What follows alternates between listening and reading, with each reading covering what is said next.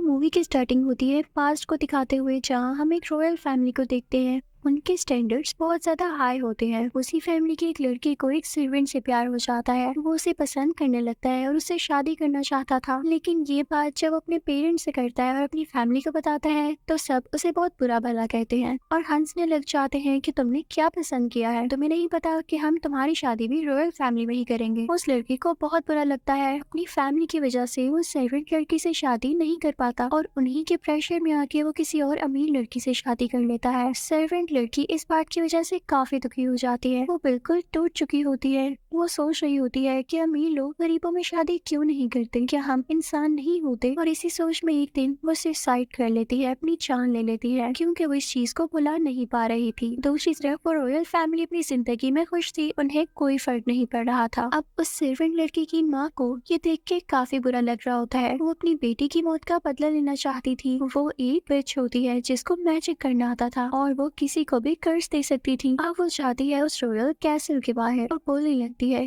कि मैं तुम लोगों को एक कर्ज देती हूँ। तुम लोगों की फैमिली में जो भी बेटी पैदा होगी वो पिग की तरह दिखेगी, उससे कोई शादी नहीं करेगा, सब उसको रिजेक्ट करेंगे और इसी तरह वो अपनी जिंदगी से तंग आ जाएगी। वो तब तक ठीक नहीं हो पाएगी जब तक कोई उसे एक्सेप्ट ही न कर ले, और ऐसा होना बहुत मुश्किल है। ये कर्ज देके वो विच दुखी दिल के साथ वहाँ से चली जाती है। अब हम देखते हैं कि टाइम गुजरता जाता है, कई साल गुजर जाते हैं। उस रॉयल फैमिली में जनरेशन वाइज 500 बार बेटे ही होते हैं और जाहिर है वो रॉयल फैमिली अपने बेटों के लिए ब्राइड्स बाहर से ही लाती थी। लेकिन अब की बार जो उनका बेटा होता है उसकी भी शादी हो जाती है और सब लोग यही एक्सपेक्ट कर रहे होते हैं कि इनका भी बेटा ही होगा। लेकिन उनकी बेटी हो जाती है और वो बिल्कुल वैसी होती है जैसे विच ने कर्ज दिया था। उसके कान पिग जैसे होते हैं और उसकी नाक भी। उसकी माँ ये देख के काफी डर जाती है, लेकिन उसका हस्बैंड उसे समझाता है कि हम जल्दी कुछ कर लेंगे। वो लोग उसका नाम पेनोलोपी रखते हैं। बच्ची तो प्यारी होती है, लेकिन इस तरह से उसका फेस काफी वियर्ड लगता था। वो लोग ये तक ट्राई करते हैं कि हम अपनी बेटी की सर्जरी करवा लें ताकि इसका ये फेस ठीक हो सके,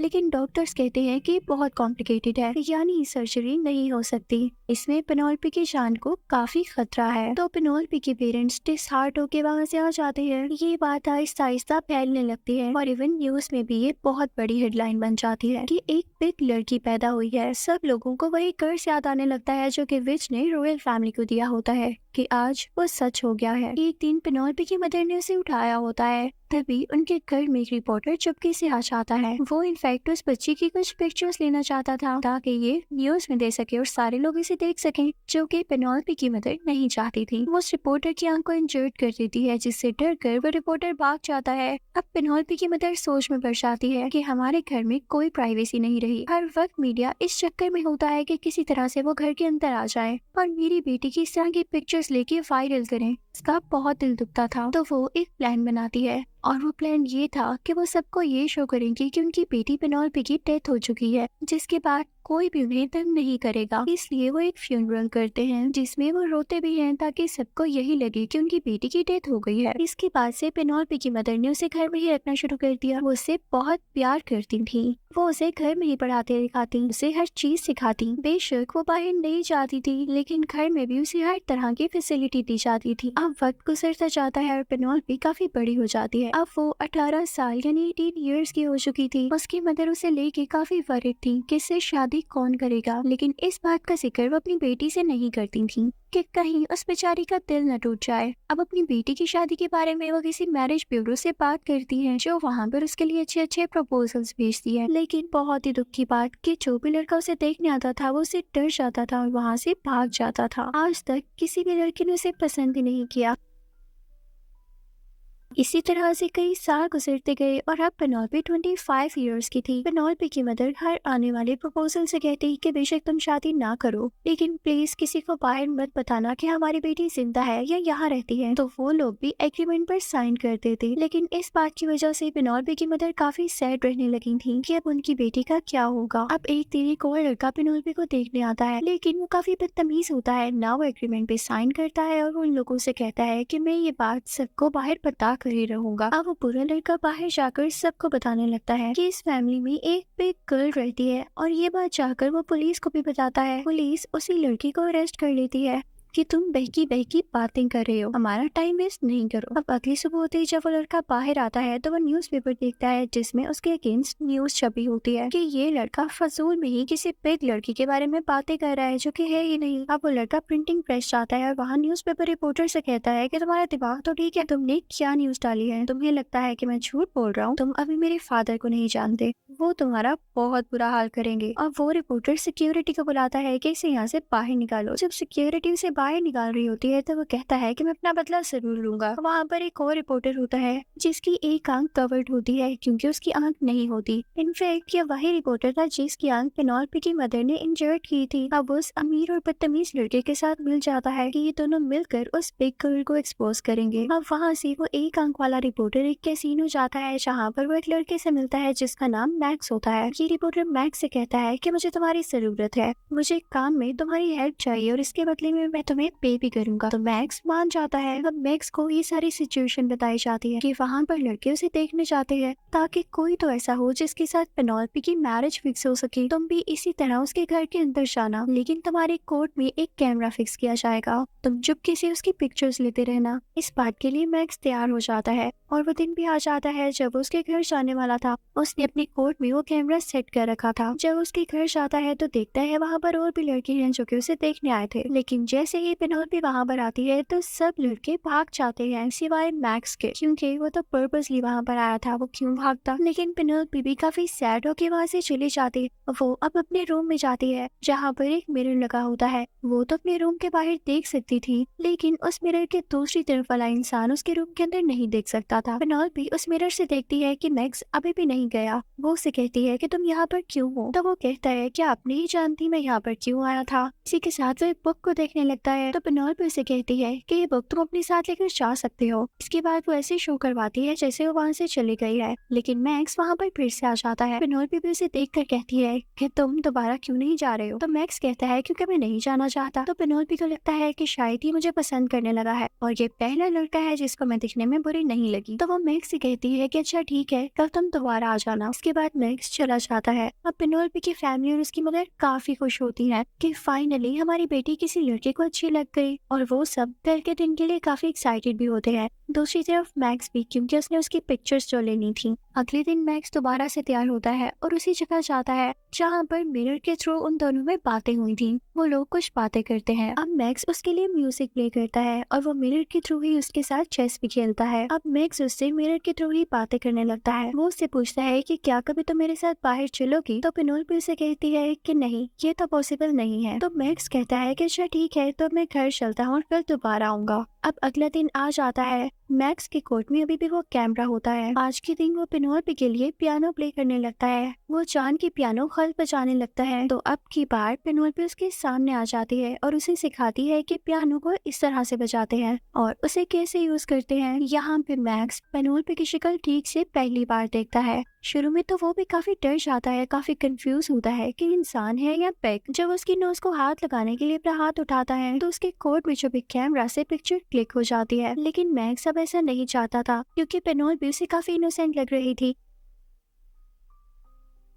पिक्चर तो गलती से क्लिक हुई थी। तो पिक्चर के क्लिक होते ही मैक्स के मुंह से निकलता है, ओह ये क्या हो गया। पेनोल्पी को ये बात काफी बुरी लगती है। उसे ये लगता है कि शायद इसने मेरी नोज को देख के ऐसे कहा और इसे रिग्रेट हो रहा है कि ये यहाँ पर क्यों आया। पेनोल्पी वहाँ से चली जाती है। मैक्स को ये काफी बुरा लगता है। वो चाहता था कि वो पेनोल्पी को क्लियर करे, लेकिन वो नहीं कर पाता क्योंकि पेनोल्पी अब काफी हर्ट हो चुकी थी। उसे लग रहा था कि मैक्स भी बाकी लड़कों जैसा है। वो उसे कहती है कि उसे उससे बात नहीं करनी। मैक्स यहाँ से चला जाता है। पेनोल्पी काफी टूटी हुई थी क्योंकि आज तक उसे किसी ने भी एक्सेप्ट नहीं किया था। उसकी मदर उसे समझाती है कि उसे एक चांस तो दो। जब मैक्स जा रहा होता है तो पेनोल्पी की मदर उसे रोकने जाती है, लेकिन जब वो देखती है कि वो रिपोर्टर से बातें कर रहा है तो उन्हें सब समझ आ जाता है कि मैक्स को रिपोर्टर नहीं भेजा था और वो यहाँ पे जरूर पिक्चर से क्लिक करने आया होगा। लेकिन मैक्स उन्हें बुलाता है और कहता है कि नहीं, आज मेरा ये पर्पस नहीं था, मैं पेनोल्पी से नहीं डरा। वो कहता है कि अगर आपको मुझे फिर भी डाउट है तो मैं ये कैमरा तोड़ देता हूँ। रिपोर्टर उसे कैमरा मांगता रहता है लेकिन लेकिन वो उसे कैमरा नहीं देता और तोड़ देता है। अब वो अंदर पेनोल्पी के पास जाता है और कहता है कि तुम मुझे गलत समझ रही हो, एक बार मुझसे बात तो करके देखो। तो पेनोल्पी कहती है कि अच्छा, अगर तुम सच बोल रही हो तो क्या तुम मुझसे शादी करोगे, क्योंकि आज तक जो भी आया मुझसे डर कर भाग गया। तो मैक्स आगे से चुप हो जाता है और कहता है कि शादी वो तो मैं नहीं कर सकता, क्योंकि मैं इसके लिए रेडी ही नहीं हूँ। तो पेनोल्पी कहती है कि कोई बात नहीं, इसमें तुम्हारी गलती नहीं है, मैं जानती हूँ। और इसी के साथ ही मैक्स वहाँ से चला जाता है। पेनोल्पी काफी सैड हो जाती है और रोने लगती है कि शायद मेरी फेट में यही है। वो अब डिसाइड करती है कि मैं और इस कैसल में नहीं रहूंगी, मैं भी बाहर जाऊंगी और एक नॉर्मल जिंदगी जीऊंगी जैसे बाकी लड़कियां जीती हैं, क्योंकि वो भी ठीक ही सोच रही होती है इसमें उस बेचारे की क्या गलती थी। पेनोल्पी अपने मुंह को कवर कर लेती है और बाहर निकल जाती है। बाहर जाते ही उसे सब कुछ बहुत अच्छा लगने लगता है, क्योंकि ये सब उसने पहली बार देखा था। इस तरफ अगर पेनोल्पी खुश होती है तो दूसरी तरफ उसकी मदर काफी वरीड हो रही होती है कि उनकी बेटी कहाँ गई। तो पेनोल्पी उन्हें कॉल करके कहती है कि अब मैं कैसल में नहीं आऊंगी, मैंने इतने साल अंदर गुजार लिए, अब मुझे बाहर रहना है और मैं यहाँ पर खुश हूँ। वो एक होटल में रहने लगती है। दूसरी तरफ हम मैक्स को भी काफी उदास देख रहे होते हैं, क्योंकि उसे बुरा लग रहा होता है कि उसने पेनोल्पी को मना किया, लेकिन वो दिल का बुरा नहीं होता। अब दूसरी तरफ इस बात का पता उस एक आंख वाले रिपोर्टर को भी चल जाता है कि पेनोल्पी ने अपना घर छोड़ दिया है और वो कहीं बाहर है। तो वो कहता है कि कितना अच्छा हो कि अगर हम पेनोल्पी को ढूंढ लें। इसके लिए वो अमीर लड़के के साथ मिलकर उसका स्केच बनवाता है, क्योंकि उस अमीर लड़के ने उसे अल्फ में देखा होता है। लेकिन जब वो स्केच तैयार होता है तो वो बहुत ज्यादा अजीब और खौफनाक होता है। अब ये पिक्चर यानी स्केच न्यूज़पेपर में दे दिया जाता है उसकी मिसिंग रिपोर्ट के साथ, और साथ रिवॉर्ड भी रखा जाता है कि जो कोई इसे ढूंढेगा उसे काफी ज्यादा इनाम मिलेगा। ये बात बेचारी पेनोल्पी को भी पता चल जाती है और जब वो देखती है कि उसका फेस इतना खतरनाक बनाया गया है तो वो काफी हर्ट होती है और वो कहती है कि वो अपनी रियलिटी सबके सामने लाएगी। वो जाकर अपनी एक पिक्चर क्लिक करवाती है। वो ये पिक्चर उस एक आंख वाले रिपोर्टर को दे देती है। जब रिपोर्टर वो पिक्चर देखता है तो वो कहता है कि पेनोल्पी इतनी भी बुरी नहीं है, सिर्फ उसका नाक ही बड़ा है। जिस तरह का स्केच उस अमीर लड़के ने तैयार करवाया वो तो बहुत खौफनाक था। इस तरह से लोग पेनोल्पी को बुरा जानेंगे। अब वो जाकर पिक्चर मैक्स को भी दिखाता है तो मैक्स कहता है कि मुझे तो पहले ही रिग्रेट है कि मैंने उसके साथ बुरा किया, और अब उसका ये एक्ट देखकर मेरा दिल दुख रहा है। अब मैं सारे बुरे काम छोड़ दूंगा। और अब वो पियानो सीखने लगता है। वो पियानो बजाया करता था और उसे याद किया करता था। दूसरी तरफ पेनोल्पी अपनी जिंदगी को काफी एंजॉय कर रही होती है और वो एक बार में जाती है जहाँ पर उसे एक लड़की मिलती है। वो उससे बातें करने लगती है और उन दोनों में काफी अच्छी दोस्ती हो जाती है। पेनोल्पी ने अभी तक अपना फेस कवर ही रखा हुआ था। अब ये दोनों फ्रेंड्स घूमने भी जाती, एक साथ वॉक भी करती, लेकिन अभी तक उसकी फ्रेंड को डाउट नहीं हुआ था कि वही बिग गर्ल है।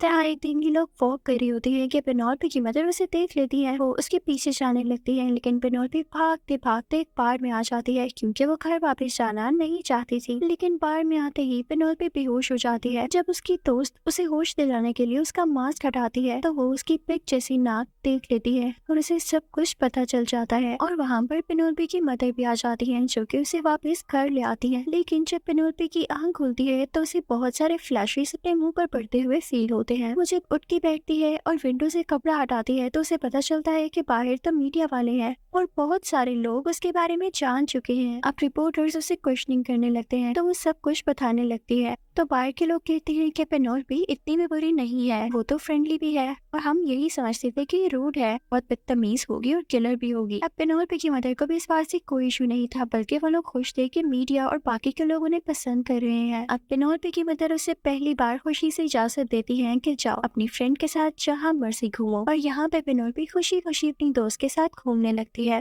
अब पेनोल्पी काफी फेमस हो चुकी थी और सब लोग उसे पसंद भी करते थे। दूसरी तरफ हमें वही अमीर लड़का दिखाया जाता है जिसने पेनोल्पी का काफी खौफनाक और बुरा स्केच बनवाया था। जब लोग उससे पूछते हैं कि आपने ऐसा क्यों किया तो वो कहता है क्योंकि तब मैं काफी डर गया था। अब क्योंकि वो बहुत फेमस हो चुकी थी तो अमीर लड़के के फादर उसे कहते हैं कि बेटा तुम्हें अब शादी तो इसी लड़की से करनी होगी। वो ऐसा इसलिए कर रहे थे क्योंकि वो इस सिटी के मेयर बनना चाहते थे, और अगर उनका बेटा पेनोल्पी से शादी कर लेता तो उन्हें पब्लिक की फेवर मिल जानी थी। वो अपनी बेटी को बहुत फोर्स करते हैं, लेकिन वो अमीर बच्चा मान नहीं रहा होता कि डैड मैं कैसे शादी कर सकता हूँ। लेकिन बाद में उसे अपने फादर के प्रेशर में आके शादी के लिए हाँ करना ही पड़ता है। फिर हम देखते हैं कि पेनोल्पी बार में होती है और तभी वहाँ पर मैक्स आता है, जो कि उसे कहता है कि एक बार मेरी बात तो सुन लो, तुम्हें मिसअंडरस्टैंडिंग हुई है जिसे क्लियर करने में यहाँ पर आया हूँ। तो पेनोल्पी कहती है नहीं, मुझे कुछ नहीं सुनना, मैं अब अपनी जिंदगी में खुश खुश हूँ। तुमने जिसको पिक्चर दिखानी थी तुमने दिखा ली ना, अब जाओ यहाँ से। वो उसकी कोई बात नहीं सुनती और चली जाती है। अब हम उसके घर का सीन देखते हैं जब वो अमीर लड़का वापस से उसके घर आता है और उसकी मदर से कहता है कि मैं पेनोल्पी से शादी करना चाहता हूँ, जिस पर उसकी मदर काफी खुश होती है कि फाइनली पेनोल्पी को कोई पसंद कर गया। उन्हें क्या पता था कि पेनोल्पी को तो अब सारी दुनिया पसंद करने वाली थी। वो अपनी बेटी को मनाती है लेकिन पेनोल्पी कहती है कि पहले इसी ने हमारे साथ बहुत बुरा किया है। तो पेनोल्पी की मदर उसे समझाती है कि बेटा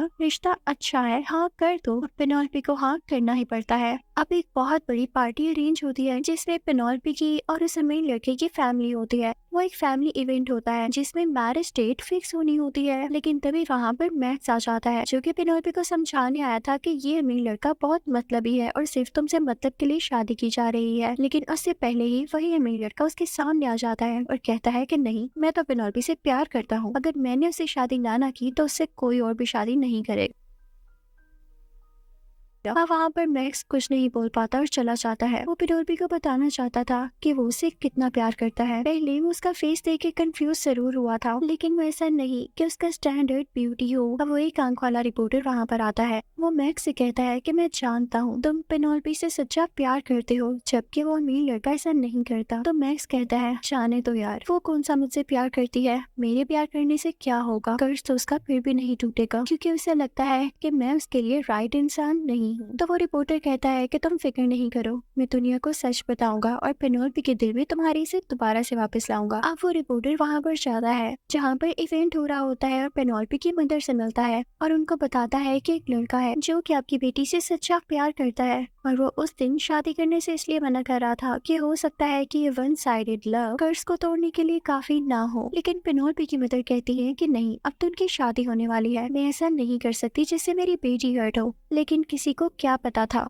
बेटी तो खुश थी कब, अब शादी शुरू हो चुकी होती है, सब तैयारियां पूरी होती हैं और पेनोल्पी ने भी वेडिंग ड्रेस पहन लिया होता है। लेकिन वो इवेंट शुरू होने से पहले ही वहाँ से भाग जाती है। वो कहती है कि नहीं, मैं ऐसे किसी से शादी नहीं कर सकती जिससे मैं प्यार ही ना करती हूँ। उसने पहले मुझे रिजेक्ट किया था और मैं जानती हूँ कि उसका कोई मतलब होगा। मैं अकेली लाइफ गुजार लूंगी और मुझे किसी पे डिपेंडेंट नहीं होना। मैं जैसी भी हूँ, मैं खुद को पसंद हूँ, ये मेरी कमी नहीं है, बल्कि यही तो चीज है जिससे मैं यूनिक हूँ। इसी के साथ वो बेहोश हो जाती है और जब उसे होश आता है तो वो देखती है कि उसकी नोज पहले जैसी नहीं रही। उसकी नोज अब एक नॉर्मल इंसान जैसी होती है, बहुत ही प्यारी। अब वो बहुत प्यारी दिखने लगी थी। यहाँ पर फाइनली ये कर्ज खत्म हो चुका था, क्योंकि इस कर्ज की यही तो शर्त थी कि जब तक कोई इसे एक्सेप्ट नहीं करेगा वो ठीक नहीं होगी, और फिर चाहे वो खुद ही हो जो खुद को एक्सेप्ट कर ले। कर्ज खत्म होने की वजह से पेनोल्पी अब एक नॉर्मल इंसान बन चुकी थी। अब वो और भी ज्यादा खूबसूरत दिखती थी और हमें पता चलता है कि उस घर में जो बटलर होता है वो इनफैक्ट बिच ही थी, जो कि 25 साल से वहीं पर रह रही थी और सब कुछ ऑब्जर्व कर रही थी। फिर हम देखते हैं कि पेनोल्पी एक स्कूल में जॉब करने लगती है और वहाँ पे बच्चों को बहुत अच्छे से पढ़ाती है। तभी एक हैलोवीन नाइट पर उसे ख्याल आता है कि काश वो एक बार मैक्स की बात सुन लेती। वो मैक्स से मिलने जाती है तो वहाँ पर कोई इवेंट हो रहा होता है जहाँ पर सब बच्चों ने फेस मास्क पहना होता है, जो कि बिल्कुल पेनोल्पी की शक्ल से मिलता जुलता था, जो कि उसकी पहली शक्ल होती थी। यानी सब बच्चे पेनोल्पी के पहले रुख को भी पसंद करते थे और अब भी पेनोल्पी भी एक मास्क पहन लेती है और मैक्स से मिलने जाती है। मैक्स से जाकर बातें करने लगती है और साथ ही अपना फेस मास्क उतार देती है। मैक्स उसे बताता है कि मैं वो इंसान नहीं था जो कि तुम्हारा कर्ज तोड़ सकता। तो पेनोल्पी उसे बताती है कि वो इंसान मैं खुद थी और अब मैं कर्ज से फ्री हूँ। देखो मैं ठीक हूँ और थैंक यू मुझसे प्यार करने के लिए, जब किसी ने मुझसे प्यार नहीं किया। और इसी के साथ वो दोनों एक दूसरे को एक्सेप्ट कर लेते हैं,